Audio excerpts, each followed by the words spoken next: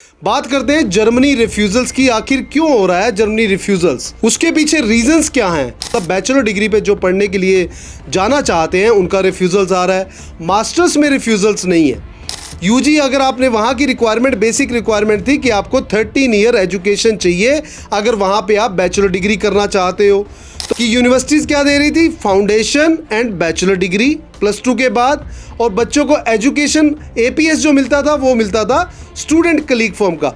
Germany एक ऐसा destination है जहाँ पे ऑटोमोबाइल इंडस्ट्री या आईटी इंडस्ट्री सब बूम कर रही हैं, बच्चे जाना चाहते हैं, और सबसे बड़ी बात शेंगन कंट्रीज़ के अंदर 5 साल में पीआर और सेटलमेंट का ऑप्शंस अवेलेबल है। हर काम के पीछे एक कारण होता है, कोई भी काम हो, गलत हो रहा है या अच्छा हो रहा है तो उसके पीछे एक कारण है। आज हम लोग देख रहे हैं कि जर्मनी का भयंकर रिफ्यूज़ल आ रहा है, तो उसका कारण क्या है। सब लोग ये कह रहे हैं कि वेट करिए, वेट करने के बाद दोबारा लॉजमेंट करेंगे और आपके वीज़ाज़ आ जाएंगे। मेरी उससे पहले आपसे एक रिक्वेस्ट है कि प्लीज़ मेरे चैनल को सब्सक्राइब कर लें, मेरी वीडियोस को लाइक करें और शेयर करें, ताकि सही इन्फॉर्मेशन जहां तक पहुंचनी चाहिए वो पहुंच पाए। बात करते हैं जर्मनी रिफ्यूजल्स की। आखिर क्यों हो रहा है जर्मनी रिफ्यूजल्स, उसके पीछे रीजंस क्या हैं। उसका रीज़न ये है कि जर्मनी के पास जो कोटा था वो सिर्फ 50,000 बच्चों को रिक्रूट करने का था। जो रिफ्यूजल्स आप देख रहे हो वो यूजी प्रोग्राम से, मतलब बैचलर डिग्री पे जो पढ़ने के लिए जाना चाहते हैं उनका रिफ्यूजल्स आ रहा है, मास्टर्स में रिफ्यूजल्स नहीं है। थोड़ा सा स्टोरी को समझना होगा। यहाँ पे पहले देखते हैं कि जर्मनी का कोटा 50,000 बच्चों को रिक्रूट करने का था, पर जैसे ही कनाडा का नंबर्स कम हुआ, वीज़ाज़ कम आने शुरू हुए, तो बच्चे ज़्यादा इंक्लाइन हो गए टुवर्ड्स जर्मनी। ऑस्ट्रेलिया का भी सेम ऐसे ही हुआ, ऑस्ट्रेलिया से टुवर्ड्स इंक्लाइन हो गए अब जर्मनी की तरफ। तो जब नंबर्स बढ़ा तो वहाँ की गवर्नमेंट को ये सोचना पड़ा कि आखिर रीज़न क्या है और किस बेस पे हम लोग इन बच्चों को अब डिनाई करें। डिनाई नहीं कर सकते थे क्योंकि उनकी रिक्वायरमेंट थी 1 ईयर फीस पे करना और ब्लॉक अकाउंट पे करना, जैसे कनाडा के अंदर फीस प्लस जीआईसी जाता था। अब इसको कम करने के लिए उन्होंने क्या किया, वहां की गवर्नमेंट ने एक डिसीजन लिया। वो डिसीजन आपको ध्यान से सुनना है कि वो डिसीजन क्या है। जब भी हम लोग बच्चे की फीस पे करते हैं, फीस पे करने के बाद बच्चे का एपीएस अप्लाई होता है।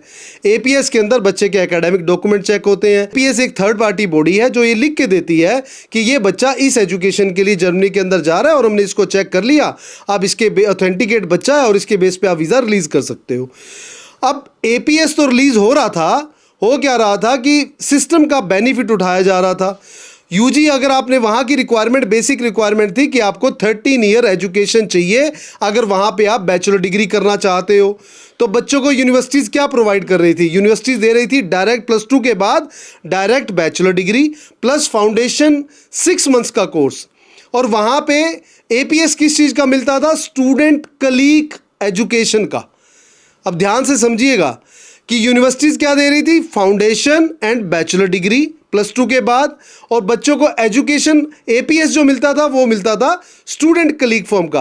तो ये दोनों चीज़ें कॉन्ट्राडिक्टरी हो गई। अभी XYZ यूनिवर्सिटी ने हमें बताया कि अब हम लोग बच्चों को 9 मंथ का पहले स्टूडेंट कलीग प्रोग्राम करवाएंगे, उसके बाद बच्चा बैचलर डिग्री एजुकेशन अपनी परस्यू करेगा। पहले क्या होता था, पहले बैचलर डिग्री करता था, फाउंडेशन 6 मंथ्स का बाद में होता था, तो बच्चे की एजुकेशन होती थी 3.5 साल की। अब क्या डिसाइड हुआ है कि हम लोग बच्चों को जनरली जो वहाँ की गवर्नमेंट के नॉर्म्स के हिसाब से पहले बच्चों को स्टूडेंट क्लीग प्रोग्राम 9 मंथ का करवाएंगे, फिर उसके बाद बैचलर डिग्री करवाएंगे। तो क्या होगा, एपीएस स्टूडेंट क्लीग प्रोग्राम का मिल रहा था, अब बच्चे की एजुकेशन स्टूडेंट क्लीग प्रोग्राम प्लस बैचलर की होगी। तो ये दोनों कैटेगरीज के अंदर जब ये दोनों मैच कर जाएंगी तो बच्चे का वीज़ा निकल जाएगा। मास्टर डिग्री में कोई भी इशू नहीं है, मास्टर डिग्री में एज इट इज़, क्योंकि एपीएस मास्टर्स के लिए आता है तो वीज़ा निकल रहा है। जर्मनी एक ऐसा डेस्टिनेशन है जहाँ पे ऑटोमोबाइल इंडस्ट्री या आईटी इंडस्ट्री सब बूम कर रही हैं, बच्चे जाना चाहते हैं, और सबसे बड़ी बात शेंगन कंट्रीज़ के अंदर 5 साल में पीआर और सेटलमेंट का ऑप्शंस अवेलेबल है। तो मेरे को ये लगता है कि आपको जो आपने जर्मनी का ऑप्शन चूज़ किया है उसको साथ कंटिन्यू करना चाहिए।